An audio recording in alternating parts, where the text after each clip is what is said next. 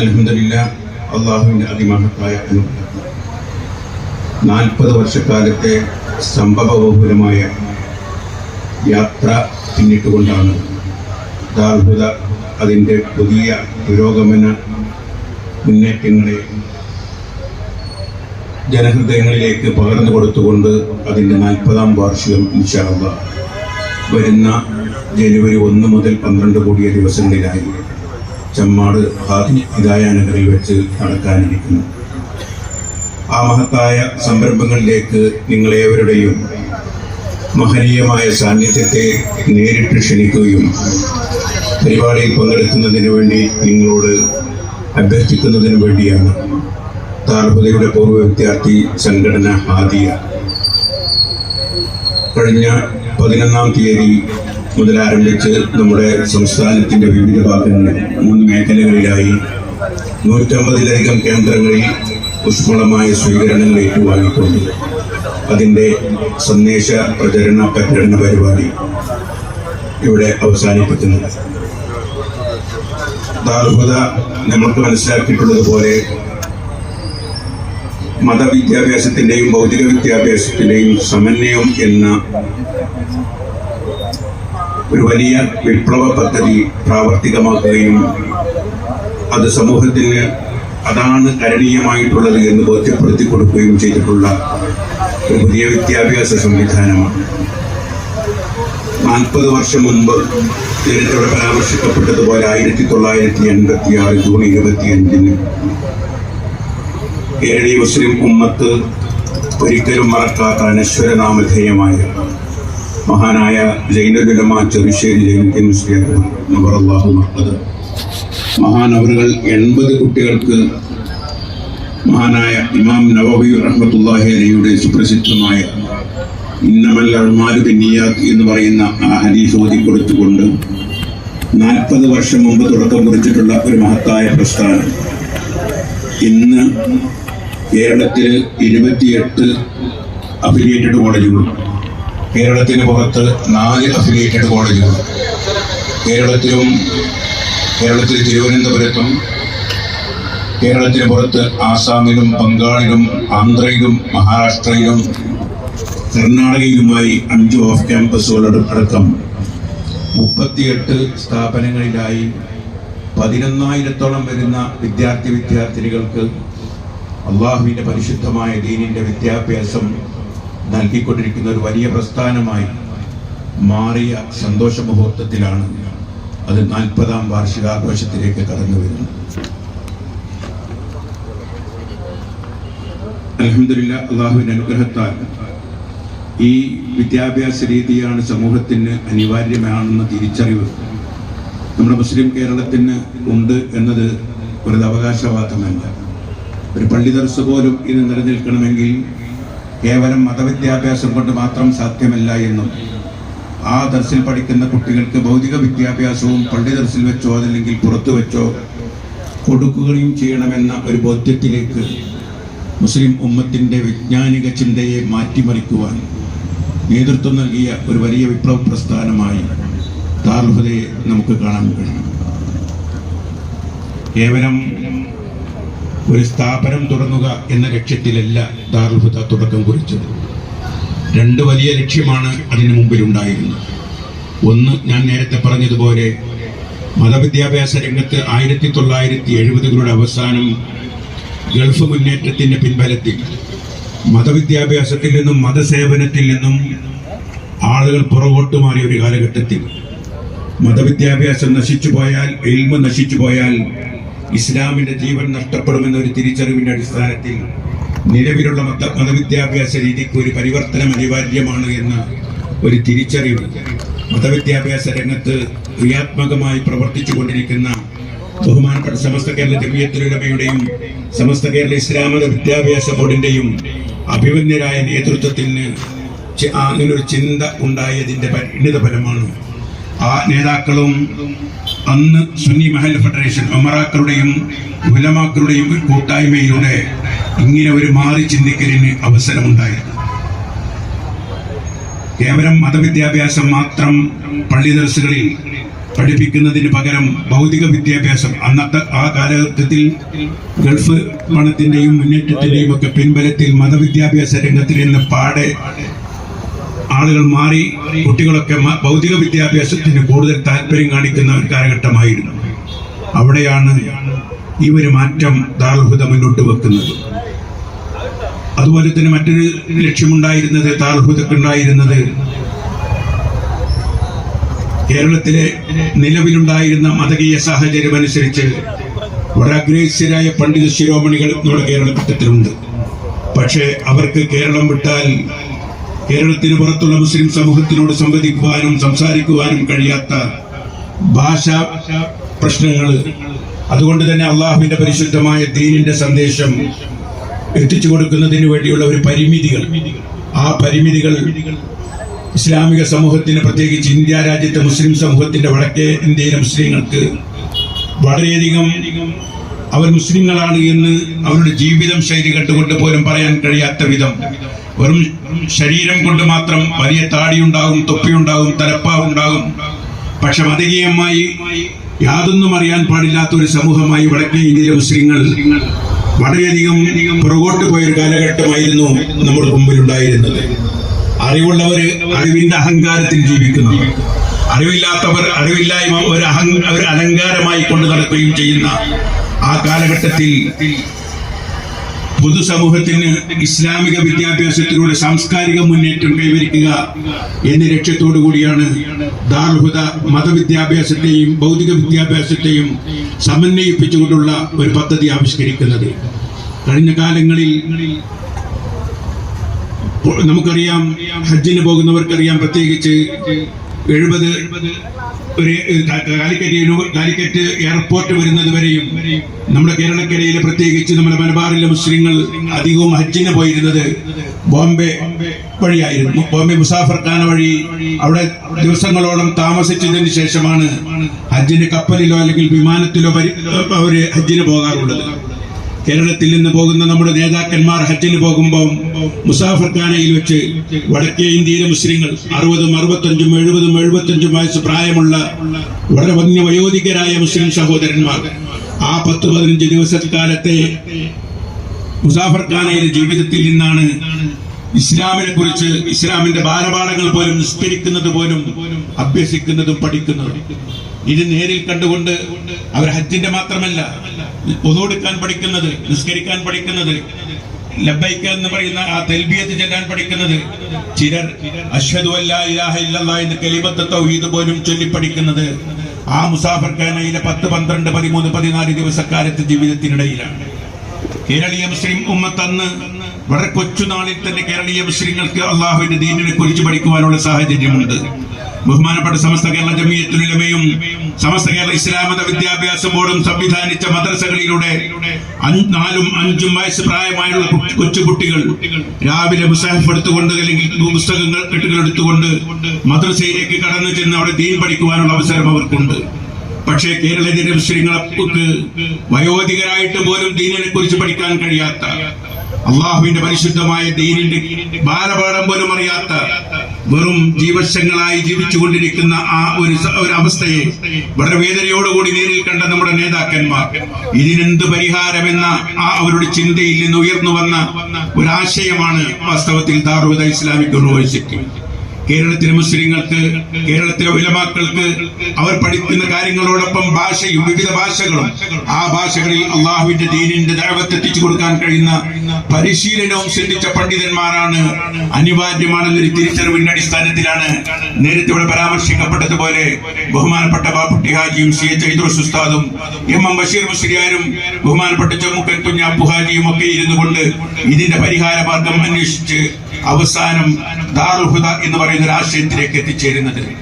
നമ്മുടെ നിലവിലുണ്ടായിരുന്ന സാഹചര്യം പോലെ ഒരു കെട്ടിടം ഉണ്ടാക്കി, ഒരു ബിൽഡിംഗ് ഉണ്ടാക്കി, ഇനി എന്തിവിടെ പഠിപ്പിക്കണം എന്ന ചിന്തയല്ല ദാറുൽ ഹുദ എന്ന് പറയുന്ന ഒരാശയം രൂപപ്പെട്ടു വന്നതിന് ശേഷമാണ് അതിനുവേണ്ടിയുള്ള കെട്ടിടം ഉണ്ടാക്കുന്നതിനെ കുറിച്ച്, കെട്ടിടത്തിനുള്ള സ്ഥലത്തെ കുറിച്ച് ഒക്കെ ആലോചിക്കുന്നത്. നമ്മുടെ മലപ്പുറം ജില്ലയുടെ വിവിധ സ്ഥലങ്ങളിൽ സ്ഥലം അന്വേഷിച്ച് നടന്ന് ഒരിക്കലും നമുക്ക് അനുയോജ്യമായ സ്ഥലം കിട്ടാത്തപ്പോൾ, വെള്ളമുണ്ടെങ്കിൽ ചിലപ്പോൾ അവിടെ ആളുകൾ, കുട്ടികൾക്ക് താമസിക്കാൻ പറ്റുന്ന സൗകര്യം ഉണ്ടാവുകയില്ല. കുട്ടികൾക്ക് പഠിച്ച് താമസിക്കാൻ പഠിക്കുന്ന സൗകര്യങ്ങളൊക്കെ ഉണ്ടെങ്കിൽ ജലലഭ്യത ഒരു പ്രശ്നമായിരിക്കും. ഈ പ്രശ്നങ്ങളൊന്നുമില്ലാത്ത വിധം സ്ഥലം അന്വേഷിച്ച് നടന്ന് അവസാനം 1980കളുടെ ആദ്യത്തിൽ ദാർഹുദയ്ക്ക് വേണ്ടിയുള്ള സ്ഥലമന്വേഷണത്തിന്റെ അവസാനത്തിലാണ് നമ്മുടെ ചമ്മാട് പാലത്തിനടുത്തുള്ള ജനതാ ടൈൽസ് വർക്സിന് വേണ്ടി വോട്ട് കമ്പനിക്ക് വേണ്ടി മണ്ണെടുത്ത് കുഴിയായിട്ടുള്ള വെള്ളം കെട്ടി നിൽക്കുന്ന ആ സ്ഥലത്തെക്കുറിച്ച് വിൽപ്പനയെക്കുറിച്ച് അറിഞ്ഞപ്പോൾ അത് വാങ്ങുന്നതിന് വേണ്ടിയുള്ള ചിന്തകൾ രൂപപ്പെട്ടു വരുന്നത്. അൽഹംദുലില്ലാ, കേവലം 250 റുപ്യ സെന്റിന് വില വരുന്ന സ്ഥലം 5 ഏക്കർ സ്ഥലം ആദ്യമായി വാങ്ങിയത് ജനതാ ടൈൽസ് വോട്ട് കമ്പനിയിൽ നിന്നാണ്. ആ വോട്ട് കമ്പനിയിൽ അക്കാലത്ത് ഗൾഫ് പണത്തിന്റെ ആധിക്യത്താൽ എല്ലാ ഓടുകളുടെ വീടുകളും പൊളിച്ച് വാർപ്പിന്റെ കെട്ടിടങ്ങളാക്കുന്ന തിരക്കിൽ വോട്ട് കമ്പനിയിലെ തൊഴിലാളികൾക്ക് തൊഴിൽ നഷ്ടപ്പെട്ടുകൊണ്ട് ഉള്ളവർക്ക് ശമ്പളം കൊടുക്കാൻ കഴിയാത്ത, ബോണസ് കൊടുക്കാൻ കഴിയാത്ത ഒരവസരത്തിൽ ഓണത്തിന് ബോണസ് കൊടുക്കാൻ വേണ്ടി കാശൊപ്പിക്കുന്ന സമയത്താണ് ദാർഹുദ ഇങ്ങനെ ഒരു സ്ഥലം വിൽക്കുന്നതിനെ കുറിച്ച് അറിയുന്നതും ആ സ്ഥലം വിലക്ക് വാങ്ങുന്നതും. അങ്ങനെയാണ് 2ഉം 3ഉം ആൾ താഴ്ചയുള്ള വെള്ളക്കുണ്ട് വിലക്ക് വാങ്ങിക്കൊണ്ട് 1983 ഡിസംബർ മാസത്തിന് ദാർഹുദയുടെ അസ്ഥിവാരം മഹാനായ പാണക്കാട് സയ്യിദ് മുഹമ്മദ് അലി ശിഹാബ് തങ്ങൾ അവർ അവിടെ നിർവഹിക്കപ്പെടുന്നത്. ആ അനുഗ്രഹീതമായ ദിവസത്തിന് പ്രാർത്ഥന കൊണ്ട് ധന്യമാക്കിയത് നമ്മളൊക്കെ ഇന്നും ആദരപൂർവ്വം അനുസ്മരിക്കുന്ന മഹാനായ റഈസുൽ മുഹഖഖീൻ ഉസ്താദുൽ അസാതീദ് മൗലാന കണ്ണിയത്ത് അഹമ്മദ് മുസ്ലിയാർ അവர்களായിരുന്നു. ആ ഭക്തി നിർഭരമായ പ്രാർത്ഥനയ്ക്ക് ശേഷം പുണ്യം മാത്രം ചെയ്തിട്ടുള്ള കാര്യങ്ങൾ കൊണ്ട് മഹാനായ പാണക്കാട് സയ്യിദ് മുഹമ്മദ് അലി ശിഹാബ് തങ്ങളിട്ട ആ ശില അൽഹംദുലില്ലാ ഇന്ന് ലോകത്താകമാനം പ്രകാശം പ്രസരിപ്പിക്കാൻ കഴിയുന്ന ഒരു വലിയ വൈജ്ഞാനിക സങ്കേതത്തിന്റെ ഒരു വലിയ വൈജ്ഞാനിക കേന്ദ്രത്തിന്റെ വൈജ്ഞാനിക സംവിധാനത്തിന്റെ കേന്ദ്രമാകുമെന്ന് അന്ന് ആരും ഒരുപക്ഷെ നിனைച്ചിരിക്കില്ല. പക്ഷേ 40-45 വർഷം മുമ്പ് ഇൻഷാ അല്ലാഹ് വരാനിരിക്കുന്ന അടുത്ത നൂറ്റാണ്ടിന്റെ കാലഘട്ടത്തെ ദീർഘദൃഷ്ടിയോടുകൂടി കണ്ടിട്ടുള്ള വാപ്പുട്ടി ഹാജിയും സയ്യിദ് ഇദ്രീസ് ഉസ്താദും എം ബഷീർ ഉസ്താദും ബഹുമാനപ്പെട്ട ചമ്മുക്കൽ കുഞ്ഞാപ്പു ഹാജിയും സയ്യിദ് അലി ഹാജിയും ഒക്കെ അവർ സ്വപ്നം കാണുക മാത്രമല്ല ആ സ്വപ്നത്തെ യാഥാർത്ഥ്യവൽക്കരിക്കുന്നതിന് വേണ്ടി, സാക്ഷാത്കരിക്കുന്നതിന് വേണ്ടി അക്ഷീണം പ്രയത്നിച്ചതിന്റെ പരിണിത ഫലമാണ് ഇന്ന് നമ്മൾ കാണുന്ന ദാറുൽ ഹുദ എന്ന് പറയുന്ന കെട്ടിടമല്ല, ദാറുൽ ഹുദ എന്ന് പറയുന്ന സംവിധാനം എന്ന് നാം മനസ്സിലാക്കേണ്ടതുണ്ട്. അൽഹംദുലില്ലാ, ഞാൻ എന്റെ വാക്കുകൾ ദീർഘിപ്പിക്കുന്നില്ല. ഒരുപാട് പ്രാസംഗികന്മാർ ദാറുൽ ഹുദയുടെയും ഹാദിയയുടെ ഒക്കെ പ്രവർത്തകന്മാർ ഇവിടെയുണ്ട്. എനിക്ക് വളരെ വിനയത്തോടു കൂടി സൂചിപ്പിക്കുവാനുള്ളത്, ദാറുൽ ഹുദ മുന്നോട്ട് വെക്കുന്ന ആ ദാറുൽ ഹുദ എന്ന് പറയുന്ന ഒരു സംവിധാനം അത് ഇവിടെ നിലനിന്ന് കാണണം. കാരണം അത് കേരളീയ മുസ്ലിം ഉമ്മത്തിന്റെ മാത്രം ആവശ്യമല്ല. ഇന്ത്യ രാജ്യത്തെ മുസ്ലിങ്ങൾ, അവിടെ നമുക്കറിയാം ഉത്തരേന്ത്യയിലെ മുസ്ലിങ്ങൾ പ്രത്യേകിച്ച് ഭൂരിപക്ഷം മുസ്ലിങ്ങൾ ഉണ്ടായിട്ട് പോലും കേരളത്തെക്കാളും കേരളത്തിന്റെ എത്രയോ ഇരട്ടി മുസ്ലിങ്ങൾ ഉണ്ടായിട്ട് പോലും ആ രാജ്യത്തെ മുസ്ലിങ്ങൾക്കൊന്ന് നിവർന്നു നിൽക്കാൻ പോലും കഴിയാതെ, അവർക്ക് ആ രാജ്യത്തെ മുസ്ലിങ്ങൾക്ക് മുസ്ലിമാണെന്ന് പറയാൻ പോലും കഴിയാതെ, ഇസ്ലാമിക സംസ്കാരം പകർന്നെടുക്കാൻ കഴിയാത്തതിന്റെ പേരിലാണ് ആ രാജ്യത്തെ മുസ്ലിങ്ങൾ ഇന്ന് അനുഭവിച്ചുകൊണ്ടിരിക്കുന്ന മുഴുവൻ പ്രശ്നങ്ങളും എന്ന് നമ്മൾ മനസ്സിലാക്കണം. കേവലം രാഷ്ട്രീയമായ അതല്ലെങ്കിൽ ജനാധിപത്യപരമായ പ്രശ്നങ്ങൾ മാത്രമല്ല, ഇസ്ലാം എന്താണെന്ന് സ്വയം മുസ്ലിങ്ങൾക്ക് പോലും അറിയാത്ത, ഇസ്ലാമിന്റെ സംസ്കാരം എന്തെന്നറിയാത്ത, അതനുസരിച്ച് ജീവിക്കുവാനുള്ള അവസരം നിഷേധിക്കപ്പെട്ട് കഴിയുന്ന കോടാനകോടി മുസ്ലിങ്ങളാണ് ഇന്ത്യ രാജ്യത്ത് അധിവസിച്ചു കൊണ്ടിരിക്കുന്നത്. ഇസ്ലാമിന് അവർക്ക് പറഞ്ഞു കൊടുക്കാൻ, ഇസ്ലാമിന്റെ ബാലപാഠം അവർക്ക് നുകർന്നു കൊടുക്കാൻ, ഇസ്ലാമിന്റെ സംസ്കാരം അവർക്ക് പരിചയപ്പെടുത്തി കൊടുക്കാൻ കേരളത്തിൽ നിന്നുള്ള മുസ്ലിം സമൂഹത്തിന്റെ ആഗമനത്തെ പ്രതീക്ഷിച്ചുകൊണ്ടിരിക്കുന്ന ഒരു തലമുറ ഇന്ന് ഇന്ത്യ രാജ്യത്തിന്റെ വടക്കേ സംസ്ഥാനങ്ങളിൽ ഇന്ന് ജീവിച്ചു കൊണ്ടിരിക്കുന്നുണ്ട്. അവിടേക്കാണ് ദാറുൽ ഹുദ ഈ ഇസ്ലാമിന്റെ വെളിച്ചമായ വിജ്ഞാനത്തിന്റെ വെളിച്ചവുമായി കടന്നു ചെല്ലുന്നത്. അവിടങ്ങളിലൊക്കെ ഈ പരിശുദ്ധമായ ദീനിന്റെ സംവിധാനത്തെ കുറിച്ച് പരിചയപ്പെടുത്തി കൊടുത്ത് അവിടുത്തെ തലമുറകളെ ഇസ്ലാമിലേക്ക് കൈപിടിച്ചു കൊണ്ടുവരുന്നതിന് വേണ്ടിയുള്ള ശ്രമകരമായ സംരംഭങ്ങളിൽ നിങ്ങളേവരുടെയും സഹായങ്ങളും സഹകരണങ്ങളും ഉണ്ടാകണമെന്ന് മാത്രമാണ് ഈ അവസരത്തിൽ വളരെ വിനയത്തോടു കൂടി സൂചിപ്പിക്കുവാനുള്ളത്. നമുക്കറിയാമല്ലോ സഹോദരന്മാരെ, ദാറുൽ ഹുദ ആന്ധ്രാപ്രദേശിലാണ് ആദ്യമായി അതിന്റെ ഓഫ് ക്യാമ്പസുകൾ സ്ഥാപിച്ചത്. അതിനുശേഷം പശ്ചിമ ബംഗാളിൽ, പിന്നെ ആസാമിൽ, പിന്നെ കർണാടക സംസ്ഥാനത്ത്, പിന്നെ കർണാടകയിൽ, ഇങ്ങനെ 5 സംസ്ഥാനങ്ങളിലാണ്. ആ 5 സംസ്ഥാനങ്ങളിലായി 1700 ചില്ലാനം വരുന്ന കേരളേതര വിദ്യാർത്ഥികൾ, ഉറുദു വിദ്യാർത്ഥികൾ അൽഹംദുലില്ലാ ഇന്ന് ദാറുൽ ഹുദയുടെ ഈ വിദ്യാഭ്യാസ സംവിധാനം അനുഭവിച്ചുകൊണ്ട് അനുഭവിച്ചുകൊണ്ടും ആസ്വദിച്ചുകൊണ്ടും വളരുകയാണ്. ഇതിന്റെ ഗുണഫലം എന്തെന്ന് പറയുമ്പോൾ ഈ പറയപ്പെട്ട ഓഫ് ക്യാമ്പസിന്റെ പരിസര പ്രദേശങ്ങളിലുള്ള വിദ്യാർത്ഥികളിൽ, അവിടെയുള്ള കുട്ടികളിലും അവിടെയുള്ള സഹോദരിമാരിലും അവരുടെ ഉള്ള പുരുഷന്മാരിലുമൊക്കെ ഇസ്ലാമിക സംസ്കാരം വളർത്തിക്കൊണ്ടുവരാൻ കഴിഞ്ഞു എന്നതാണ് ഏറ്റവും വലിയ പ്രധാനപ്പെട്ടിട്ടുള്ള നമുക്ക് കാണാൻ കഴിഞ്ഞിട്ടുള്ള നേട്ടം. 16ഓളം വരുന്ന സംസ്ഥാനങ്ങളിലായി ഉണ്ടാക്കിയെടുത്തിട്ടുള്ള വളരെ വലിയ വൈജ്ഞാനിക വിപ്ലവം. ഈ 2700 ചില്ലാനം വരുന്ന മക്തബുകളിലായി ലക്ഷക്കണക്കിന് കുട്ടികളാണ് കേരളത്തെ പോലെ ഇസ്ലാമിക വിദ്യാഭ്യാസത്തിന്റെ ബാലപാഠം ഇന്ന് പഠിച്ചുകൊണ്ടിരിക്കുന്നത്.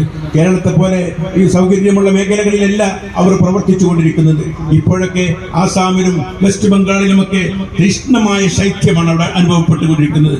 ആ ശൈത്യവും അതിശക്തമായ ഉഷ്ണവും വകവെക്കാതെ ഉദവികള് അവിടെ അക്ഷീണയത്നം ചെയ്തതുകൊണ്ടാണ് തീർച്ചയായും ഈ 2700 ചില്ലാനം വരുന്ന മദ്രസകൾ അവിടെ പ്രായോഗികവൽക്കരിക്കുന്നതിന് വേണ്ടി, പ്രാവർത്തികമാക്കുന്നതിന് വേണ്ടി സാധ്യമായിട്ടുള്ളത്. അതുപോലെ തന്നെ ഉന്നതമായ വിദ്യാഭ്യാസ സ്ഥാപനങ്ങൾ, അതുപോലെ സ്ത്രീ വിദ്യാഭ്യാസ രംഗത്ത് വളരെ വലിയ മാറ്റങ്ങളാണ് ദാൽഹുദയും ഉദവികളും ഹാദിയയും ഒക്കെ അവിടെ ചെയ്തുകൊണ്ടിരിക്കുന്നത്. ഞങ്ങൾ ഓർക്കുന്നു, വെസ്റ്റ് ബംഗാൾ ക്യാമ്പസ് സ്ഥാപിക്കുന്നതിന് വേണ്ടി ബഹുമാനപ്പെട്ട ബഹാവുദ്ദീൻ ഉസ്താദിന്റെ നേതൃത്വത്തിലുള്ള ദാൽഹുദ സംഘം കടന്നു ചെല്ലുമ്പം അവിടെയുള്ള കുട്ടികളോട് ചോദിച്ചപ്പോൾ റസൂലുള്ളാഹി സ്വല്ലല്ലാഹു അലൈഹി വസല്ലമയുടെ പേര് പറയാൻ പറഞ്ഞപ്പം ആർക്കും അറിയാൻ പാടില്ലാത്ത ഒരു സമൂഹത്തെയാണ് നമുക്ക് കാണാൻ കഴിയുന്നത്. ഒരൊറ്റ കുട്ടി മാത്രമാണ് അതിൽ നിന്ന് മുഹമ്മദ് നബി എന്ന് പറഞ്ഞത്. ആ നബിയുടെ ജന്മസ്ഥലം എവിടെയെന്ന് ചോദിച്ചപ്പം അവർക്ക് പറയാൻ കഴിഞ്ഞത് കേരളം എന്നാണ്. കാരണം കേരളത്തിൽ നിന്ന് വന്നവരാണല്ലോ ചോദിച്ചത്. അതുകൊണ്ട് കേരളക്കാരായിരിക്കും പ്രവാചകർ സല്ലല്ലാഹു അലൈഹി വസല്ലം എന്ന അവരുടെ ഒരു ബോധ്യത്തിൽ നിന്നാണ് അവർ കേരളം എന്ന് പറയുന്നത്. അതുപോലെ തന്നെ 10-70 വർഷമുള്ള പ്രായമുള്ള ഒരു വയോധികയായ സ്ത്രീയോട് നിസ്കരിക്കാറുണ്ടോ എന്ന് ചോദിച്ചപ്പം ഇല്ല എന്നർത്ഥത്തിൽ തലയാട്ടിയപ്പം എന്താണ് നിസ്കരിക്കാത്തത് എന്ന് ചോദിച്ചപ്പം നിസ്കരിക്കാൻ അറിയില്ല എന്ന് പറഞ്ഞ വളരെ ദാരുണമായ ഒരവസ്ഥാ വിശേഷം. 10-70 വർഷക്കാലം ഈ ഭൂമുഖത്ത് അള്ളാഹു നൽകിയ വായു ശ്വസിച്ചുകൊണ്ട്, അള്ളാഹുവിന്റെ വെള്ളം കുടിച്ച്, അള്ളാഹു നൽകിയ ഭക്ഷണങ്ങളും അള്ളാഹു നൽകിയ ആവാസ സൗകര്യങ്ങളും ഉപയോഗപ്പെടുത്തിക്കൊണ്ട് 70 വർഷക്കാലം താമസിച്ചിട്ട് പോലും ഒരു വഖത്ത് പോലും നിസ്കരിക്കാൻ, ഒരു സുജൂദ് പോലും അള്ളാഹുവിന്റെ വേണ്ടി നിർവഹിക്കുവാൻ കഴിയാതെ പോയ ലക്ഷക്കണക്കിന് ഹതഭാഗ്യങ്ങളാണ് ഉത്തരേന്ത്യൻ സംസ്ഥാനങ്ങളിൽ ജീവിച്ചു ഭരിച്ചുകൊണ്ടിരിക്കുന്നത് എന്ന് നമ്മൾ ഓർക്കണം. അവിടെയാണ് ദാൽഹുദയും ഉദവികളും അവരുടെ സേവനങ്ങളുമായി കടന്നു ചെല്ലുന്നത്. അവിടെ ചെല്ലുമ്പം നമുക്ക് പച്ചപ്പരവതാനി വിധിച്ചു തരാൻ അവിടെ ആരും ഉണ്ടാകില്ല. അവിടേക്ക് ഓരോ കുടിലുകളിലേക്കും കടന്നു ചെന്നുകൊണ്ട് ദാൽഹുദയുടെ ലക്ഷ്യവും ദാൽഹുദയുടെ പ്രവർത്തന രീതികളും അവരെ പരിചയപ്പെടുത്തി കൊടുത്തുകൊണ്ട് അവരെ ഇങ്ങോട്ട് കൂട്ടിക്കൊണ്ടുവന്ന് അവിടെ മദ്രസ ഉണ്ടാക്കാൻ, മക്തബ് ഉണ്ടാക്കാൻ, ആ മദ്രസയിലേക്ക് കുട്ടികളെ അയക്കാൻ വേണ്ടിയുള്ള ഏറ്റവും കഠിന ശ്രമങ്ങൾക്ക് നേതൃത്വം നൽകിക്കൊണ്ടിരിക്കുന്നത് നിങ്ങളുടെയൊക്കെ കഴിഞ്ഞ കാലങ്ങളിലുള്ള ആത്മാർത്ഥമായ പിന്തുണയുടെയും പിൻബലത്തിന്റെയും സഹായത്താൽ വളർന്നു വന്ന ദാൽഹുദയിൽ നിന്ന് പഠിച്ചു വളർന്നിട്ടുള്ള കുട്ടികളാണ് ഈ സേവന പ്രവർത്തനങ്ങൾ നടത്തിക്കൊണ്ടിരിക്കുന്നത്. ഞാനതാണ് പറഞ്ഞത്, 1983 അതിന്റെ ശിലാസ്ഥാപനം നിർവഹിക്കുന്നതിന് മുമ്പ് ദാൽഹുദയിൽ നിന്ന് പഠിച്ച് പുറത്തിറങ്ങുന്ന ഉദവികൾ എങ്ങനെയായിരിക്കണമെന്ന് ദീർഘദർശനം ചെയ്തുകൊണ്ട് അവരുടെ പ്രവർത്തനത്തെ ചിട്ടയോടുകൂടി രൂപപ്പെടുത്തിയെടുത്ത കഴിഞ്ഞുപോയ മഹാരഥന്മാരുടെ പ്രവർത്തനത്തിന്റെ അവരുടെ നിശ്ചയദാർഢ്യത്തിന്റെ പരിണിത ഫലമാണ് ദാൽഹുദയും ഉദവികളുമെന്ന് സൂചിപ്പിക്കുവാനാണ് ഞാൻ ഈ സന്ദർഭം ഉപയോഗപ്പെടുത്തുന്നത്. ഖിയാമത്ത് നാൾ വരെ ഈ സംവിധാനം ഇവിടെ നിലനിൽക്കണം. എന്തെങ്കിലുമൊക്കെ ചെറിയ പ്രശ്നങ്ങൾ പറഞ്ഞുകൊണ്ട് ദാൽഹുദ എന്ന് പറയുന്ന സംവിധാനത്തെയോ അതല്ലെങ്കിൽ മറ്റു സംവിധാനങ്ങളെയോ ആക്ഷേപിക്കുന്നതിന് പകരം ദാൽഹുദ ചെയ്തുകൊണ്ടിരിക്കുന്ന സേവന പ്രവർത്തനങ്ങളെ അടുത്ത് മനസ്സിലാക്കുവാനും അതിന്റെ പ്രവർത്തനങ്ങളോട് ചേർന്ന് നിൽക്കുവാനും നിങ്ങളൊക്കെ കൂടെ ഉണ്ടാകണമെന്നാണ് വിനീതമായി സൂചിപ്പിക്കുവാനുള്ളത്. ദാൽഹുദയുടെ കഴിഞ്ഞകാല പ്രവർത്തനങ്ങളെയും ഭാവി പ്രവർത്തനങ്ങളെയും ഒക്കെ ദാൽഹുദക്ക് മുമ്പിൽ ഇതുപോലെ ഒട്ടേറെ സ്ഥലങ്ങളിലേക്ക് കടന്നു ചെല്ലുവാനുള്ള അപേക്ഷകളും അഭ്യർത്ഥനകളുമാണുള്ളത്. രാജസ്ഥാനിലേക്കും അതുപോലെ ഹരിയാനയിലേക്കും അതുപോലെ ബീഹാറിന്റെ മറ്റു സ്ഥലങ്ങളിലേക്കും ഉത്തർപ്രദേശിലേക്കും ഒക്കെ സ്ഥലങ്ങൾ സംഭാവന നൽകിക്കൊണ്ട് അവര് ഓഫർ ചെയ്തുകൊണ്ട് ദാൽഹുദയുടെ ആഗമനത്തെ പ്രതീക്ഷിച്ചുകൊണ്ടിരിക്കുകയാണ്. 2 സംസ്ഥാനത്ത് ദാൽഹുദ അതിന്റെ സ്ഥലം സൗജന്യമായി രജിസ്റ്റർ ചെയ്ത് ദാൽഹുദയുടെ കൈവശം അവർ ഏൽപ്പിച്ചിട്ടുണ്ട്. അവിടങ്ങളിലൊക്കെ ദാൽഹുദയുടെ ഓഫ് ക്യാമ്പസുകൾ ഉയർന്നു വരണം. ഈ ഓഫ് ക്യാമ്പസുകളെ കേന്ദ്രീകരിച്ചുകൊണ്ട് ഒട്ടനേകം ചെറിയ മക്തബുകൾ ദാൽഹുദയുടെ ഹാദിയയുടെ കീഴിലായി ഉയർന്നു വരേണ്ടതുണ്ട്. അങ്ങനെ കോടാനക്കോടി വരുന്ന മുസ്ലിങ്ങൾക്ക് അറിവിന്റെയും വിജ്ഞാനത്തിന്റെയും സംസ്കാരത്തിന്റെയും രാജപാതയിലേക്ക് കൈപ്പിടിച്ചു കൊണ്ടുവരുവാനുള്ള ഭഗീരഥ ശ്രമങ്ങളിൽ നിങ്ങൾ ദാർഹുദയോടൊപ്പം ഹാദിയയോടൊപ്പം ഉണ്ടായിരിക്കണമെന്ന് ഉറവിനയത്തോടുകൂടി ആവശ്യപ്പെടുന്നു. ഈ മഹത്തായ യാത്ര ഒരാഴ്ചയിലധികമായി നീണ്ടുനിന്ന യാത്ര ഇവിടെ വരുമ്പോൾ വളരെയധികം ഈ ദാർഹുദയുടെ സന്ദേശം പ്രചരിപ്പിച്ചുകൊണ്ടാണ് അവർ കടന്നു വരുന്നത്. ഇതിന് മുന്നോട്ട് വന്നത് ഹാദിയെ സംഘടിപ്പിച്ച യാത്രയാണ്. ഹാദിയെയും അതിന്റെ പ്രവർത്തകന്മാരെയും പ്രത്യേകം അഭിനന്ദിക്കുന്നു. സ്വീകരണം ഒരുക്കുന്നതിന് വേണ്ടി ഇവിടെ ഒരുമിച്ചിരുന്ന നിങ്ങളെയൊക്കെ പ്രത്യേകം അഭിനന്ദിച്ചുകൊണ്ട് സർവശക്തനായ അള്ളാഹു നമ്മുടെ ശ്രമങ്ങളെയൊക്കെ വിജയിപ്പിച്ചു തരുമാറാവട്ടെ.